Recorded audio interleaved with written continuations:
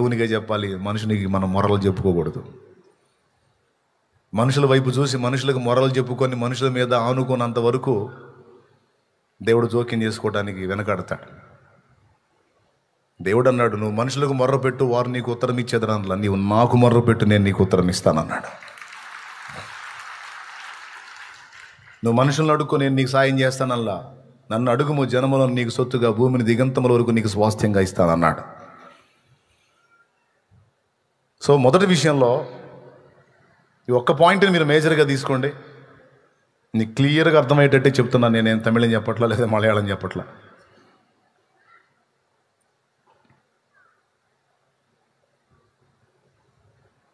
ఒక మనిషి వైపు తిరిగి మనిషి మీద ఆనుకున్నందుకు 2 ఏళ్ళు కూర్చోవాల్సి వచ్చింది జైల్లోనే.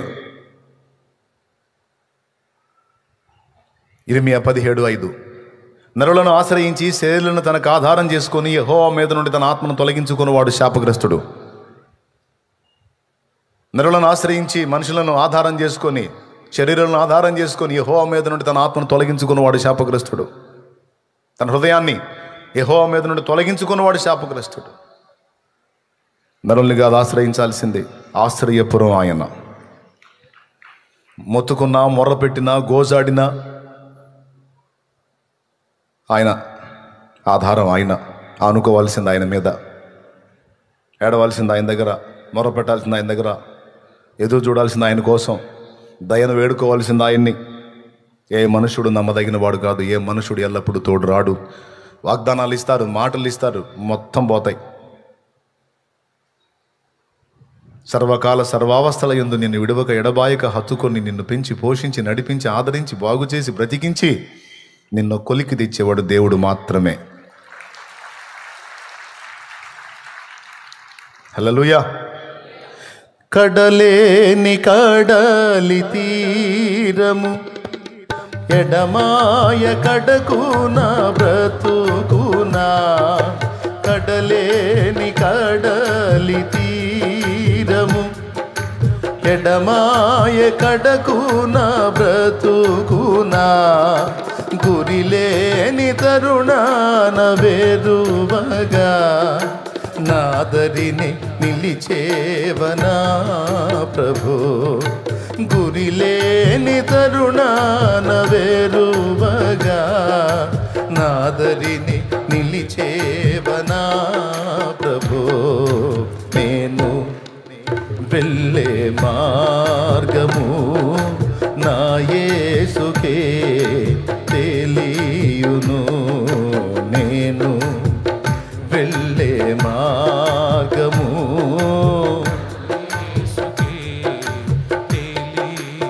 దేవునికి మహిమ. కడలి తీరము ఎడమాయే కడకున్నా బ్రతుకున్నా, గురిలేని తరుణాన్ని ఎవ్వడు గురిగా లేరిక.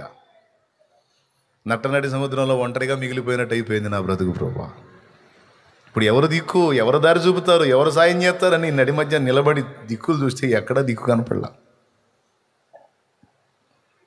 గురిలేని తరుణాన వెరువగా నా దరినే నిలిచావా నా ప్రభువు, నీకు స్తోత్రమయ్యా. కాబట్టి అడుగు జారాడు అక్కడ ఒక మనిషి వైపు తిరిగి, దాని ఫలితం 2 సంవత్సరాలు ఇబ్బంది పడాల్సి వచ్చింది. మళ్ళీ దేవుని వైపు తిరిగి, సారీ నాయన, ఆడు రాజు దగ్గర పానపాత్ర అందిస్తాడు కదా, ఆడు చెబితే రాజు నన్ను బయటికి తెస్తాడని ఆ మనుషులకి వెళ్ళి చూశాను, బుద్ధి తక్కువైంది, ఇంకెప్పుడు చూడను అన్నట్టు తిరిగితే అక్కడి నుంచి తీసుకొచ్చి ఏకంగా ఐగుప్తు సంస్థానం అంతటి మీద నియమించాడు దేవుడు. ఇదంతా ఓ నాయన నాకు తెలిసి 100 సార్లు చెప్పినా నాకు తృప్తి తీరదు యోసేపు లైఫ్, ఎందుకంటే నాకు చాలా ఇష్టమైన జీవితం అది.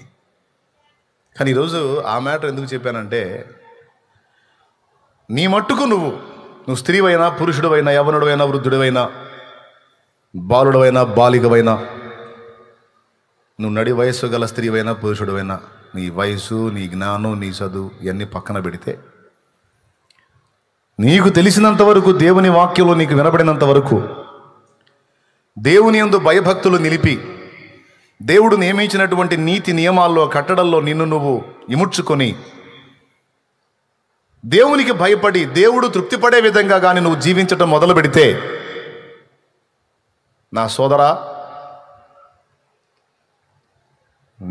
నీకు నీ ఇంటి వారికే గాక భవిష్యత్తులో నీకు తెలియకుండా వేల మందికి, లక్షల మందికి దీవెనకరంగా మారుతావు, నువ్వు స్త్రీవైనా పురుషుడివైనా. కానీ దేవుడు గీసిన చట్టంలో నువ్వు ఇముడ్చుకోవడానికి జాగ్రత్త పడాలి. మళ్ళీ చెప్తున్నాను ఇంకోసారి క్లియర్గా, దేవుడు నియమించిన కట్టడలను మేరకుండా నాకు దేవుడు తృప్తిపడే జీవితం కావాలి, దేవుడు సంతోషించే జీవితం కావాలి, దేవునికి ఆనందం కలిగించే జీవితం నాకు కావాలని ప్రతి అడుగు కూడా ఆయన సంతోషమే, ఆయన ఆనందమే, ఆయన ఇష్టమే, ఆయన చిత్తమే అనుకుంటా నువ్వు కానీ మనుషుల ముందే కాకుండా మనుషులు లేని రహస్య సమయాల్లో సైతం నువ్వు జాగ్రత్త పడగలిగితే నీకు తెలియనంత గొప్ప కార్యాలు నీ ద్వారా దేవుడు జరిగించబోతా ఉన్నాడు. ఇది యోసేపు జీవితంలో మనకు స్పష్టంగా అర్థమయ్యేటువంటి సంగతి, అబ్రహాము జీవితంలో అర్థమయ్యే సంగతి, దావీదు జీవితంలో అర్థమయ్యే సంగతి. ఇంకా చాలామంది బ్రతుకులు మనం చూడవచ్చు. వీళ్ళంతా సింగిల్గా ఓన్లీ వాళ్ళ వరకో లేదా వాళ్ళ కుటుంబాల వరకో కాదు, కోట్ల మంది ప్రజలకు దీవెనకరంగా వాళ్ళ జీవితాలు మార్చబడ్డాయి. కారణం దేవుడు, రెండవది వారు దేవునికి చూపిన విధేయత. సో ఈరోజు మొదటి పాయింట్లో మనం పక్కాగా గుర్తుపెట్టుకుందాం, గుర్తు రాసుకుందాం ఏంటంటే, నా వలన జరిగే పనుల తర్వాత ముందు నాలో జరగవలసిన దేవుని పని, నేను చేసేటువంటి పరిచర్యలను బట్టి దేవుడు తృప్తి చెందేది తర్వాత ముందు నా జీవితాన్ని బట్టి దేవుడు తృప్తి చెందినట్లు నేను బ్రతకాలి. నా లైఫ్ దేవునికి తృప్తికరంగా ఉండాలి. ఒకవేళ ఇప్పటిదాకా కొన్ని అవకతవకలు జరిగితే, కొన్ని విషయాల్లో బ్యాలెన్స్ మిస్ అయితే ఖచ్చితంగా అది సరి చేసుకొని ఇప్పుడు లైన్లోకి రావాల్సిన సమయం ఆసన్నమైంది. అలా ఎవరైతే తమ నడతను సరి చేసుకోవటానికి, శుద్ధిపరచుకోవటానికి, క్రమపరచుకోవటానికి, దిద్దుకోవటానికి, జాగ్రత్త పడటానికి సిద్ధపడతారో, మారు మనసు పొందుతారో, తీర్మానానికి వస్తారో, బ్రతకటం మొదలు పెడతారో, ఇక వారు ఒంటిగా ఉండరు. ద్రాక్షావల్లి ఫలించినట్లు విస్తారంగా ఫలించడం మొదలు పెడతారు వారికి తెలియకుండానే. ఎందుకంటే ఫలింపునిచ్చేది దేవుడే. ఖచ్చితంగా సోదరులారా, కొంతమంది దీన్ని మిస్ అయ్యారు, కొంతమంది ఈ పాయింట్ వదిలేశారు. ముందు నేను దేవుని ముందు ఎలా అన్న ప్రశ్నను పక్కన పెట్టేసి నా వల్ల చాలా జరగాలి అన్న ఆలోచనలో ముందుకెళ్ళారు. నీ వల్ల చాలా జరగాలి అంటే ముందు నువ్వు దేవుని ఎదుట కరెక్ట్గా నిలవాలి. దేవునితో నిలవాలి, దేవుని ఎదుట కరెక్ట్గా నిలవాలి. యోసేపు ఆ విషయాల్లో భద్రంగా ఉన్నాడు. తండ్రి సహోదరుల దగ్గరికి పంపిస్తే ఆ బాధ్యతను సరిగా నెరవేర్చాడు. సరే, వాళ్ళు దుర్మార్గం చేసి అమ్ముకుంటే అమ్మబడ్డ స్థానంలో కొన్న యజమానుడు డబ్బులు ఇచ్చి కొనుక్కున్నాడు కనుక వానికి నమ్మకంగా పనిచేశాడు. వాని ఇల్లు మొత్తం నాశనం చేసే ఛాన్సు ఏం లేదు. ఆ వైఫ్ ఒక్కటి పాడైందంటే ఇల్లు మొత్తం పాడైపోయినట్టే. ఇంటికి దీపం ఇల్లాలంటారు కదా, ఇల్లాలు జడగొట్టాడంటే మొత్తం అయిపోయినట్టే. టోటల్గా తన యజమానుడి కొంప కొల్లేరు చేసే ఛాన్స్ వచ్చింది, టచ్ కూడా చేయలే. జాగ్రత్త పడ్డాడు. నిష్కారణమైన నింద మోసాడు. ఒక్కరోజు కూడా సణుక్కోలా గొణుక్కోలా దాన్ని దినం చేయాలని లేదు, అది నాశనంగా అనలేదు. అది అట్లా పోయింది ఎట్లా పోయింది అని కూడా అలా. పాపం పుణ్యం దేవుడికే తెలుసు, దేవునికి స్తోత్రం అనుకున్నాడు, వదిలేశాడు. ఎక్కడ పెట్టినా సరే, ఎక్కడ నియమించినా సరే, పరలోకంలో ఉన్న దేవునికి, కన్న తండ్రికి నియమించినటువంటి యజమానునికి నమ్మకంగా పనిచేశాడు ఆయన. తను తాను నియంత్రించుకున్నాడు. ఎల్లప్పుడూ తన కళ్ళ ముందు విశ్వాసమును బట్టి దేవుణ్ణి చూస్తూ బతికాడు. అది యోసేపు గొప్పతనం. నా దేవుని దృష్టి ఎదుట, నా దేవుని కనుల ఎదుట ఇంత గొప్ప పాతకం నేను ఎలా మూటగట్టుకునేది అంటే, తన కళ్ళ ముందు ఎప్పుడూ జీవం గల దేవుణ్ణి చూస్తూ ఉన్నాడు. ఆ దర్శనం కలిగి ఉన్నాడు ఆయన. ఈరోజు మన పర్సనల్ లైఫ్లు, మనం రహస్య జీవితాలు ముందేసుకుంటే మనకు సిగ్గనిపిస్తుంది. దేవుని సన్నిధికి వచ్చినప్పుడు దేవుడు ఉన్నాడు, దేవుని మందిరంలో ఉన్నాం, ఇక్కడ దేవుడు ఉన్నాడు అన్నట్టు బ్రతుకుతున్నాం. కానీ మన ఇంట్లోనూ, మన రహస్య ప్రదేశాల్లో, మన రహస్యంగా జీవించేటువంటి ప్రదేశాల్లో సైతం దేవుడు మన పక్కన ఉన్నాడన్న సంగతి మన గ్రహింపు రాదు. సాతాను మన కళ్ళకి మాయపురలు కప్పేస్తాడు. చర్చిలోనే దేవుడు ఉన్నాడు, సంఘంలో దేవుడు ఉన్నాడు, ఇక్కడ లేడు, పర్వాలేదు, నువ్వు చూడు, చెయ్యి, ఆలోచించు, మెత్తబడు, నువ్వు శరీరంలో ఉన్నావు, నువ్వు మనిషివి, తప్పదు ఇలాంటి. నువ్వు పరిపూర్ణుడు ఏం కాదు, నువ్వు పరిపూర్ణాలు ఏం కాదు, నువ్వు యేసుప్రభువు ఏం కాదు, నువ్వు దేవుడు ఏం కాదు, నువ్వేం దేవతవేం కాదు. అందరిలాగా నువ్వు బలహీన ఘట్టానివే, అందరిలాగా నువ్వు మనిషివే, అందరిలాగా నీకు ఆ రక్తమాంసాల శరీరం ఉంది, అందరిలో ఉండే పైత్యరసాలు నీలో కూడా ఉంటాయి. కాబట్టి నువ్వు ఏదో ఫీల్ అయిపోయి అనుకోవద్దు. అదంతా మందిరంలో, సంఘంలో, భక్తుల్లో, జనాల ముందు. నీ రహస్య జీవితంలో అవన్నీ కూడా నువ్వు బ్యాలెన్స్ చేయాలంటే కష్టం అని ఫస్ట్ ఇది కష్టం అనిపించి, తర్వాత నువ్వు దేవుడి కట్టడలు మీరేటట్టు చేసి, యోసేపులాగా అనేక మందికి దీవెనకరంగా మారాల్సిన జీవితాన్ని నీకు, నీ కుటుంబానికి శాపంగా మార్చేటట్టు వాడు కుట్ర చేస్తాడు. ఎంతమందికి అర్థమైందో ఒకసారి చేతులు ఎత్తితే సంతోషపడతా. క్లియర్గా అర్థమైతేనే చేతులు ఎత్తండి. Right, thank you. చాలా క్లియర్గా అర్థమైంది అనుకోండి, ఎందుకంటే దాదాపు అన్ని చేతులు లేచినాయి. మరి చేతులు లేపారు, ఓకే, మరి ఏదన్నా దాని గురించి ఆలోచిస్తారా, లేకపోతే వదిలేస్తారా? సీరియస్గా తీసుకుంటారా, వదిలేస్తారా? నిజం ఒప్పుకుందాం, ఇప్పుడు ఇక్కడ ఉన్నట్టుగా దేవుని సన్నిధి ఇక్కడ కోపతాపాలు ఉండవు, ఇక్కడ పగలు ప్రతీకారాలు ఉండవు, ఇక్కడ భోగేచ్ఛలు ఉండవు, లైంగికేచ్ఛలు ఉండవు, కామేచ్ఛలు ఉండవు, ఇక్కడ నేత్రాశలు ఉండవు, శరీరాశలు ఉండవు, జీవపుడంబాలు ఉండవు. ఇక్కడ వినయం, భయం, భక్తి, దేవుడు సన్నిధి. అమ్మో, ఇదే ఫీలింగ్ ఇంటికాడ ఉందా? ఇలాంటి భయం, ఇలాంటి భక్తి, ఇలాంటి దృష్టి, ఇలాంటి దర్శనమే కలిగి ఇంటికాడ ఉంటారా? అబద్ధాలు ఆడకుండా నిజం చెప్దాం, అక్కడ కష్టమేనన్న అన్నోళ్ళు చేతులు ఎత్తండి. ఇక్కడ మేమే ఎత్తాం, కొంతమంది అసలు అబ్బో నిజమా, దేవునికి స్తోత్రం అంటే శాలేమన్న నువ్వు కూడా అను, నేను మనిషినే కదా, నీకున్న అదే బాడీ నాకుంది కదా. ఆ ఫీలింగ్స్ ఎలా వస్తాయో ముందు నేను గమనించి కదా మీకు చెప్తుంది. అర్థమైందా? ఏ టైప్ ఆలోచనలు వస్తాయి, ఎలా ఉంటే ఎలా ఉంటుంది, ఎలా ఉండాలి, దాన్ని ఎలా తప్పించుకోవాలనేది నేను ఎదుర్కొని కదా మీకు బోధిస్తున్నాను. అయితే నేనేమన్నా స్పెషల్గా మహిమ శరీరాన్ని వేసుకొని ఏమన్నా పుట్టాను అయింది? ఏం పుట్ల. నీకే బాడీ ఉందో నాకు అదే బాడీ ఉంది, నీకు కలిగే దరిద్రపు ఆలోచనలన్నీ నాకు కూడా వస్తాయి. కానీ వాటి విషయంలో మనం మెత్తబడితే కలిగే నష్టం ఏంటి? కష్టమైనా సరే దేవుని శక్తిని బట్టి అధిగమిస్తే వచ్చే లాభం ఏందన్న పాయింట్ నీకు అర్థమయ్యేటట్టు చెప్తున్నాను నేను. పిచ్చి లాజిక్లు చెప్పుకొని మెత్తబడవచ్చు, లేదా దేవుని బట్టి ఇంద్రియ నిగ్రహాన్ని కలిగి, ఆశా నిగ్రహాన్ని కలిగి అధిగమించి ఒక ఫలం ఫలించవచ్చు, ఒక వెలుగు వెలగవచ్చు. ఇక్కడ మనకు ఒక ఆప్షన్ ఉంది.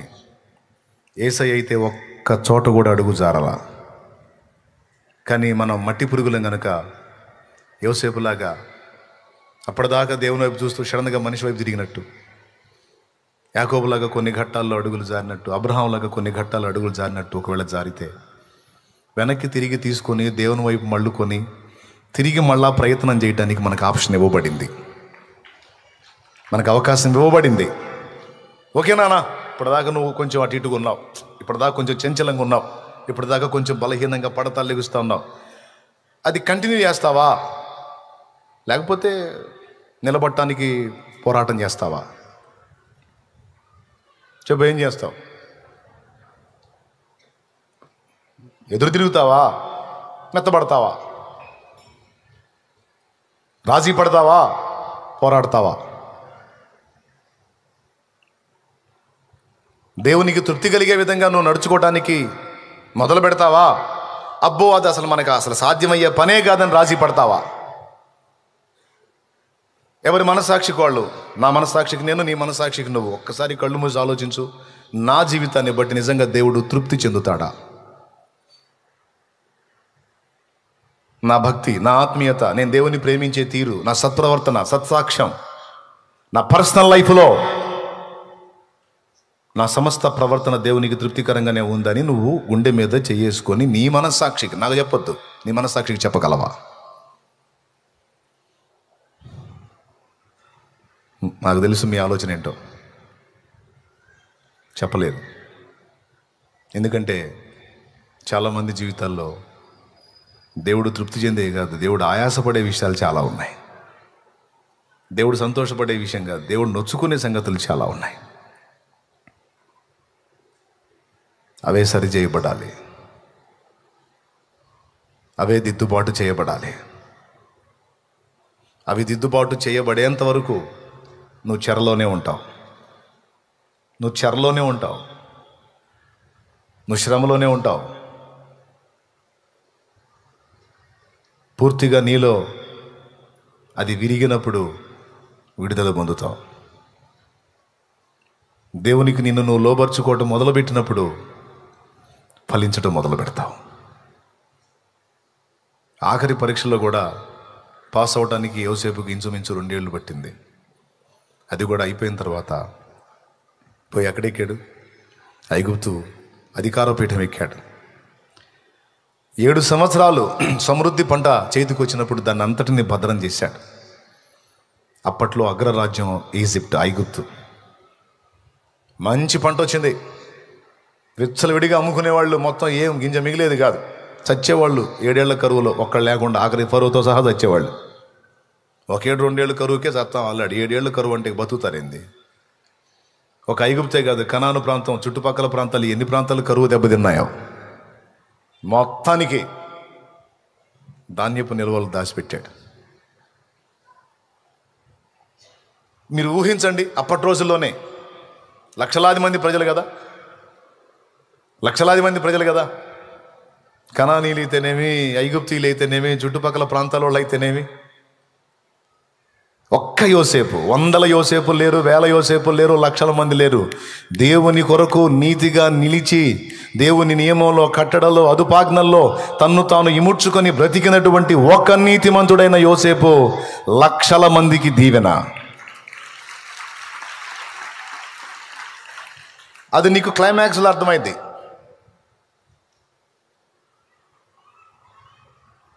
నా ప్రారంభం నుంచి నా భక్తి సాధనలో ఈ విషయాలు నా దృష్టిలో పెట్టుకుంటా నేను ప్రయాణం చేసుకుంటా వచ్చా.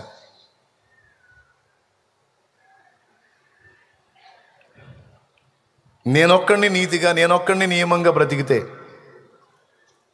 ఇప్పుడు నా ఫ్యామిలీ ఉందండి, వాళ్ళు మార్మన్స్ లేరు, అప్పుడు మార్మన్స్ పొందలా, లోకానుసారులుగా ఉన్నారు. మొదట నేను పొందాను. వాళ్ళు కోప్పడవచ్చు, నేను పడకూడదు. వాళ్ళు అడ్డదిడ్డమైన చూడవచ్చు, నేను చూడకూడదు. వాళ్ళు పనికిమాలిన మాటలు మాట్లాడవచ్చు, నేను మాట్లాడకూడదు. ఇప్పుడు వాళ్ళ మధ్యలోనే నేను ఉంటున్నాను, నేను ఒక్కడిని మారాను, వాళ్ళు మారలేదు. చూసి చూసి చిరాకు పుట్టిదిగా. ఇప్పుడు నన్ను పద్దాకలు కదిలిస్తుంటే మనకు కూడా ఆవేశం వచ్చిందిగా. కానీ మనం టెంప్ట్ కాకూడదు. కొంప బాగుపడాలని నేను ఒక్కడిని దేవుని యందు భయభక్తులుగా నిలిపి నేనేదో జాగ్రత్తగా భక్తి చేస్తుంటే వీళ్ళు ఇష్టం వచ్చినట్టు చేస్తున్నారు, ఇక నేను కూడా భక్తి లేదు గిక్తి లేదంటే పోయేవాళ్ళు మొత్తం ఎస్కేఎన్పి అయిపోయి. దేవునికి స్తోత్రం, హల్లెలూయా. పోరా పోయేవాళ్ళు. కానీ ఇల్లు మొత్తం చెత్తోళ్ళు అయితే అట్ట ఒక్కడన్నా కరెక్ట్గా ఉండాలని, అప్పుడు మారు మనసు లేని కుటుంబ సభ్యులను లక్ష్య పెట్టకుండా ముందు నేను నిలబడి ఆ నీతి నియమాలు వాళ్ళకి చూపాలని యోసేపు జీవితాన్ని నా కళ్ళ ముందు పెట్టుకున్నా, అబ్రహాం జీవితాన్ని నా కళ్ళ ముందు పెట్టుకున్నా, యేసయ్య జీవితాన్ని నా కళ్ళ ముందు పెట్టుకున్నా. దేవుడు చెప్పిన అదుపాజ్ఞల్లో వీరు ప్రయాణం చేసినందున కోట్ల మందికి దీవెనకరంగా మారారు. ప్రపంచంలోని మనుషులందరికీ దీవెనకరంగా మారారు. ఎట్లా? అబ్రహాము దేవుని యందు భయభక్తులు కలిగి, దేవునికి భయపడి, సర్వకాల సర్వావస్థల యందు సత్ప్రవర్తన కలిగి నడుచుకున్నందున భూలోకంలోని సకల వంశాలు ఆశీర్వదించబడే రక్షకుడు అబ్రహాము వంశంలో పుట్టడానికి దేవుడు ద్వారాలు తెరిచాడు. యోసేపు కూడా అదే నీతి నియమాలను అనుసరించి సత్ప్రవర్తన కలిగి బ్రతికినందున ఏ గోత్రంలో నుంచి రక్షకుడు రావాలో ఆ గోత్రం కరువు కాలంలో చావకుండా నశించకుండా బ్రతికి ఉండేటట్టు యోధాను కూడా యోసేపు కాపాడాడు. ఇప్పుడు చెప్పండి, వాళ్ళు మనం అనుకుంటాం ఐగుప్తుకి కనానుకే, ఈ రెండు దేశాలకే యోసేపు దీవెనకరంగా ఉన్నాడు మీరు అనుకుంటారేమో. నో, యోసేపు ఫ్యామిలీలో యోధా ఉన్నాడు. యోధా గోత్రంలో నుంచి యేసు రావాలి. కరువు కాలంలో యోధా తెచ్చినట్టయితే యేసు రావడానికి గోత్రం ఏది? ఇప్పుడు చెప్పండి, యోసేపు సత్ప్రవర్తన, నీతి నియమం, యేసు క్రీస్తు లోకంలోనికి రావడానికి ఒక గోత్రం నిలవడానికి అది కారణమైంది. యేసు భూమి మీదకి వస్తే భూలోకంలోని సకల వంశాలు ఆయన యందు రక్షణ పొందుతాయి. అంత శ్రమపడేం కొట్టాల్సిన అవసరం లేదులే. అది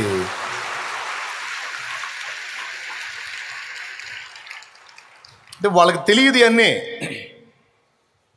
ఇంతమందికి నా చేత్తో అన్నం పెట్టే స్థితి నాకు వచ్చిద్దని యోసేపుకు తెలియదు.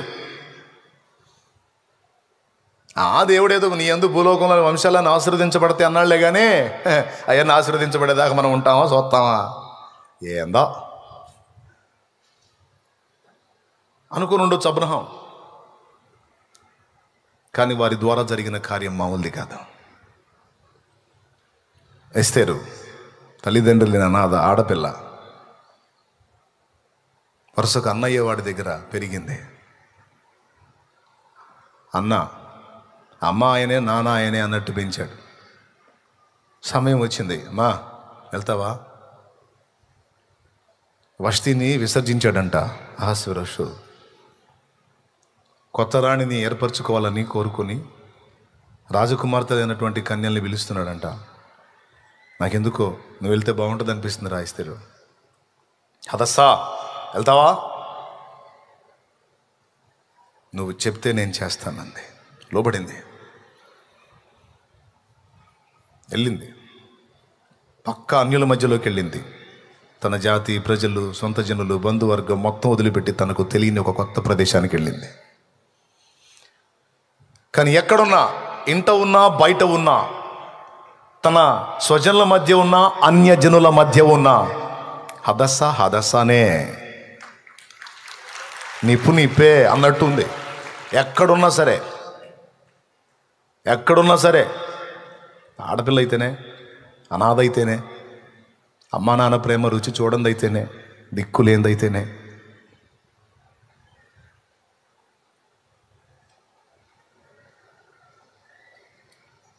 పసిబిడ్డగా ఉన్నప్పుడు, తల్లిదండ్రిని కోల్పోయినప్పుడు, ఎవరు లేని నన్ను నా అన్న చేరదీశాడని ఆయనే నాన్న, ఆయనే అమ్మ. దీనస్థితిలో ఉన్నప్పుడే కదా ఆమె రాణైనప్పుడు కూడా ఆయనకు లోబడుతూనే ఉంది అని రాయబడింది. అలాంటి ఎస్తేరు చావుకు తెగబడింది.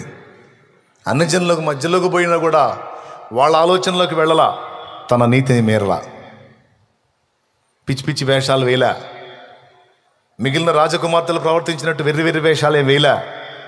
ఓ రకంగా చెప్పాలంటే ఒక దీనురాలిగా అహస్వేరోషు సంస్థానంలో ప్రవర్తించింది.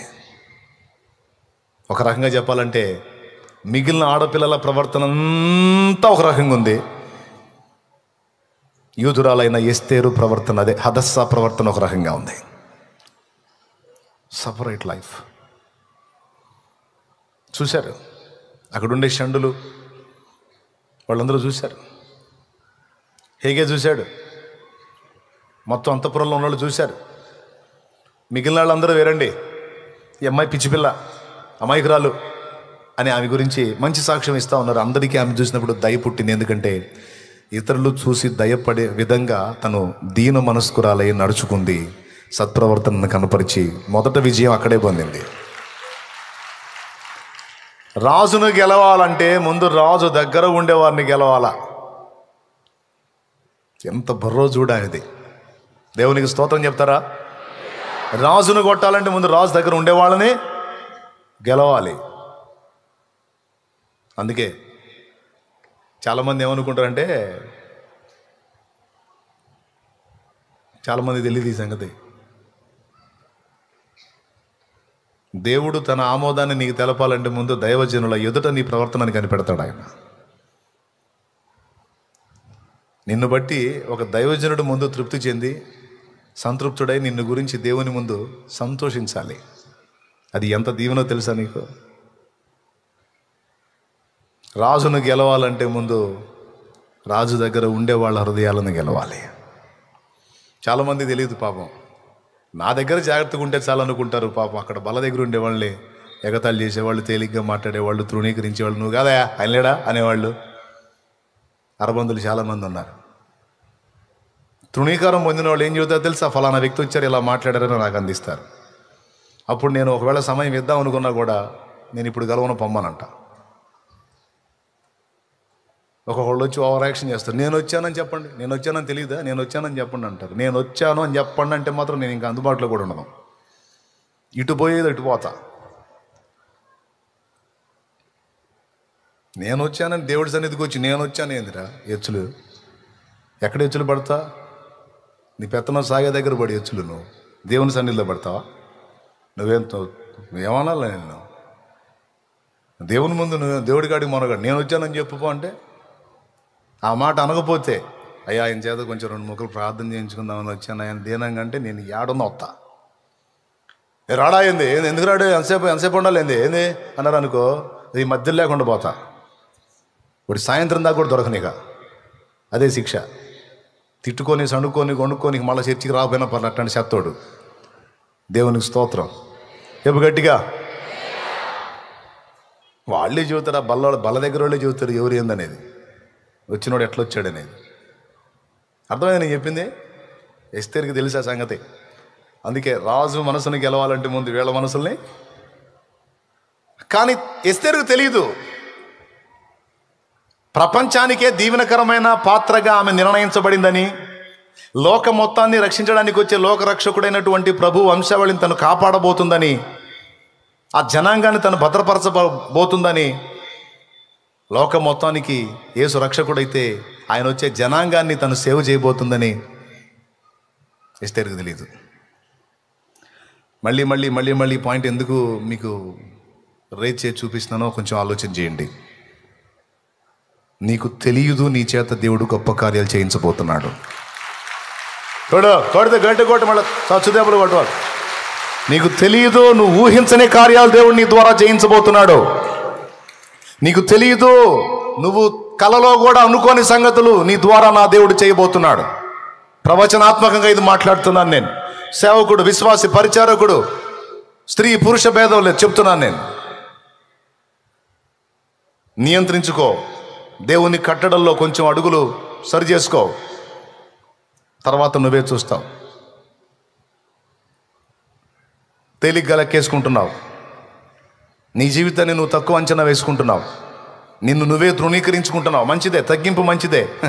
కానీ దేవుని ముందు తగ్గించుకుంటే పర్వాలా, సైతాను ముందు కూడా తగ్గించుకుంటున్నావు.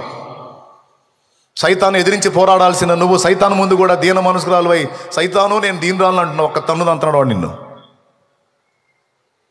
అక్కడ మెత్తపడకూడదు.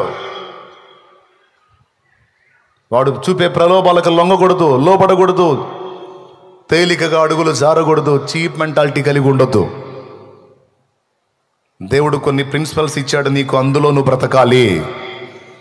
చెప్పు, ఎందులో బ్రతకాలి? అందులో బ్రతకడానికి నువ్వు నిలబడాలి. ఎందుకంటే నీకే తెలియనంతగా గొప్పగా దేవుడు నీ ఎడల కార్యాలు చేయబోతున్నాడు. దేవుడు ఎవరినైనా అలా బ్లెస్ చేయాలనుకున్నప్పుడు ముందు ఇలాంటి దిద్దుబాటు చేస్తాడు. గుర్తుపెట్టుకోండి. ఒక దిద్దుబాటు సందేశం, ఒక హెచ్చరిక సందేశం, సరి చేసుకో అనే వార్నింగ్ నీకు వచ్చింది అంటే దాని వెనక ఆంతర్యం ఏంటో తెలుసా? దేవుడు నిన్ను బ్లెస్ చేయబోతున్నాడు. దేవుడు నిన్ను వాడుకోబోతున్నాడు. దేవుడు నిన్ను హెచ్చించబోతున్నాడు. దేవుడు నువ్వు ఊహించిన దానికంటే అధికంగా దీవించబోతున్నాడు. కాబట్టి ఆ కృపను నీవు పొందినట్లు ముందు అవరోధాలుగా ఉన్న వాటిని దేవుడు దిద్దుబాటు చేస్తాడు.